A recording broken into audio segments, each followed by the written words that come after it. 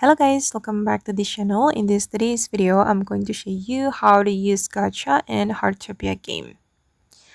Okay, first I'm going to open up my backpack and then I'm going to show you the Gacha I've obtained. This penguin Gacha, I got it from winter event.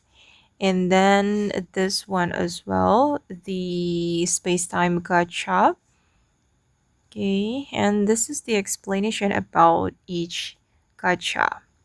For the space-time gacha, that it looks like an egg, it's not edible. In fact, it's the chest left by those who came before. And then this one, Winter Frost Season Exclusive, obtained from completing event goals.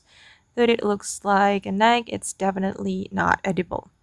Okay, you can obtain the gacha after you complete event goals, the personal goals, and also the team goals, and you can claim it, guys. And if you want to use it, just open up your backpack and select the gacha, and you're going to click on open, and then you'll get something from this gacha. So it's like a chest. Oh, I got balloon, and let's open it. I got colorful sparkler, and let's open this one. Oh, again I got balloon. Okay guys, and that's how you can use gacha in Heartopia game. I hope this video will be useful for you. Thank you so much for watching, and bye.